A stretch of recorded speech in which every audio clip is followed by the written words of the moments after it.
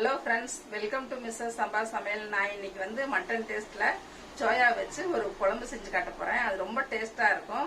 புரட்டாசி மாசம் கறி ஞாபகம் வந்ததுனாக்கா இந்த குழம்பு வச்சு சாப்பிட்டுக்கலாம்.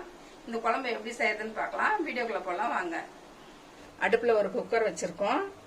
ஆயில் வந்து ஒரு 3 ஸ்பூன் ஊத்திக்கலாம். ஆயில் நல்லா சூடாயிருச்சு. இப்ப தாளிக்கிறதுக்கு பாத்தீங்கன்னா பட்டை, கிராம்பு, 2 பிரியாணி இலை போட்டுடலாம். பட்டை, கிராம்பு, சோம்பு, பிரியாணி இலையில நல்லா பொரிஞ்சிருச்சு. நம்ம பெரிய வெங்காயம் ஒன்று கட் பண்ணி வச்சிருக்கோம், அதை போட்டுடலாம்.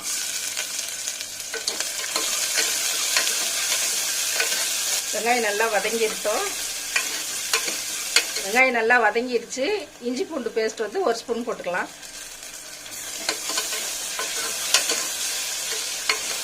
இஞ்சி பூண்டு பேஸ்ட் பச்சை வாசம் போக நல்லா வதக்கலாம்.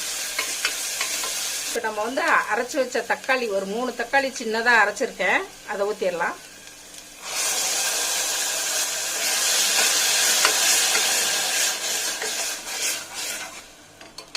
தக்காளி நல்லா பச்சை வாசம் போகிறதுன்னு வதக்கலாம். நம்ம போடுற மசாலா நல்லா எண்ணெயில் வதக்கிட்டோம்னாவே குழம்பு வந்து டேஸ்ட்டாக இருக்கும். தக்காளி நல்லா வதங்கிடுச்சு. இப்போ வந்து மல்லித்தூள் ஒரு 2 ஸ்பூன் போட்டுக்கலாம். மிளகாத்தூள் 1 ஸ்பூன் போட்டுக்கலாம். மஞ்சத்தூள் ஒரு 1/4 ஸ்பூன் போட்டுக்கலாம். இந்த மசாலா நல்லா வதக்கிடலாம். மசால் பொடியெல்லாம் பச்சை வாசம் போக நல்லா வதக்கியாச்சு. இப்போ மீல் மேக்கர் பார்த்தீங்கன்னா சுடுதண்ணியில் நல்லா வேக வச்சு பச்சை தண்ணியில் அலசி புளிஞ்சு வச்சுருக்கோம். இப்போ இந்த மீல் மேக்கரை போட்டுடலாம். மீல் மேக்கர் பார்த்தீங்கன்னா இந்த மசாலா நல்லா படுற மாதிரி கிளறி விட்டுறலாம். வாசம் வந்து சூப்பராக வருது, மட்டன் வாசம் வருது.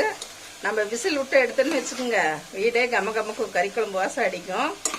இப்போ இந்த சோயாவெல்லாம் மசாலா நல்லா பிரட்டியாச்சு. இப்போ வந்து குழம்புக்கு வேணுங்கிற தண்ணி ஊற்றிடலாம்.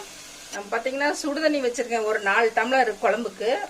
இந்த குழம்புக்கு தண்ணி அதிகமாக ஊற்றினாலும் கொஞ்சம் நேரம் கழிச்சு இந்த சோயா வந்து உறிஞ்சிரும். அதனால தண்ணி கொஞ்சம் அதிகமாக ஊற்றுங்க. சுடு தண்ணி ஊற்றினோம்னா குழம்பு கொஞ்சம் சீக்கிரம் ரெடி ஆயிரும். இப்போ தண்ணி ஊற்றிடலாம்.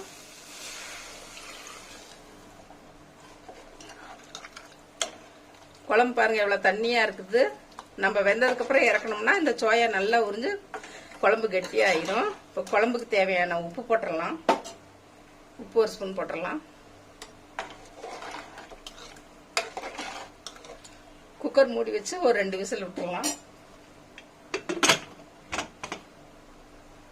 குக்கர் 3 விசில் வந்துருச்சு. சவுண்ட் அடங்கிடுச்சு. திறந்து பார்த்துடலாம்.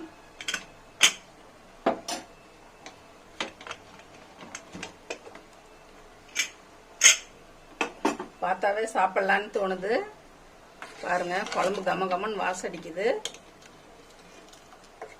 கொஞ்சம் தண்ணியாட்டு இருக்குது. கொஞ்ச நேரம் கழிச்சு இந்த சோயாலாம் உறிஞ்சதுன்னா குழம்பு கொஞ்சம் கெட்டி ஆயிரும். இருந்தாலும் நம்ம குழம்பு கொஞ்சம் அதிகம் வேணும்னு தேங்காய் ஒரு 1/4 மூடி, அதில் 1 ஸ்பூன் சோம்பு போட்டு அரைச்சி வச்சிருக்கேன், அதை ஊற்றிடலாம்.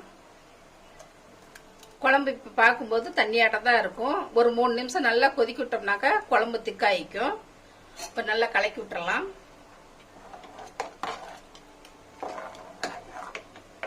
தண்ணியாட்டம் தான் இருக்குது. 3 நிமிஷம் கொதிச்சுனாக்கா இந்த சோயா வந்து நல்லா உறிஞ்சு குழம்பு வந்து திக்காயிரும், நல்லா டேஸ்டாகவும் இருக்கும்.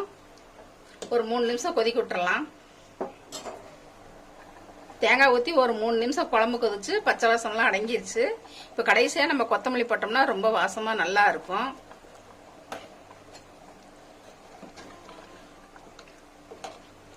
குழம்பு எவ்வளோ திக்காயிடுச்சு பாருங்க. நம்ம இது கொஞ்ச நேரம் ஆற விட்டோம்னா இன்னும் நல்லா திக்காயிக்கும். ரொம்ப டேஸ்டான மட்டன் குழம்பு டேஸ்ட்ல சோயா வச்சு ஒரு குழம்பு செஞ்சு காமிச்சிருக்கேன். இந்த ரெசிபி பிடிச்சதுன்னா மிஸ்ஸஸ் சம்பா சமையலுக்கு சப்ஸ்கிரைப் பண்ணுங்க. மறக்காம பெல் பட்டனை கிளிக் பண்ணுங்க. தேங்க்யூ.